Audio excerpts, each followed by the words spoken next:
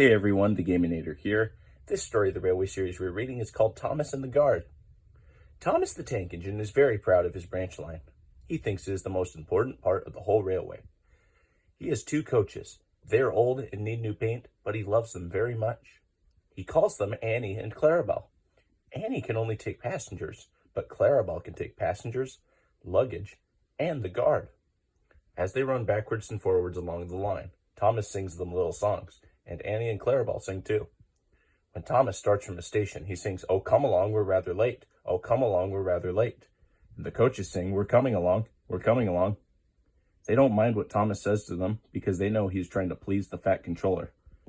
And they know too that if Thomas is cross, he is not cross with them. He is cross with the engines on the main line who had made him late. One day they had to wait for Henry's train. It was late. Thomas was getting crosser and crosser. "How can I run my line properly if Henry is always late? He doesn't realize that the fat controller depends on me." And he whistled impatiently. At last, Henry came. "Where have you been, lazy bones?" asked Thomas crossly. "Oh dear, my system is out of order. No one understands my case. You don't know what I suffer," moaned Henry. "Rubbish," said Thomas. "You're too fat. You need exercise." Lots of people with piles of luggage got out of Henry's train, and they all climbed into Annie and Clarabelle. Thomas had to wait till they were ready.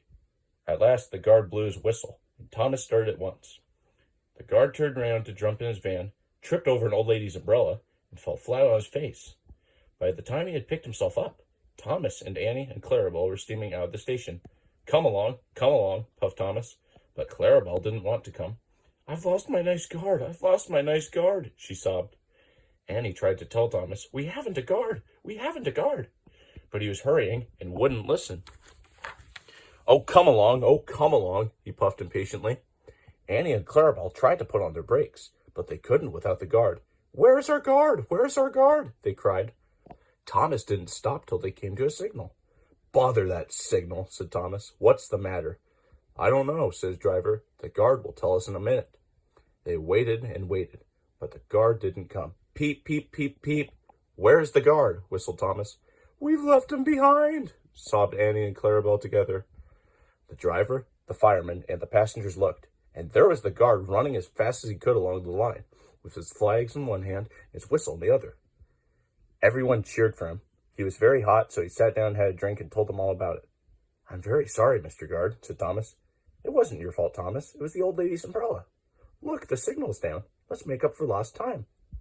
Annie and Clarabelle were so pleased to have their guard again that they sang, as fast as you like," to Thomas all the way, and they reached the end of the line quicker than ever before.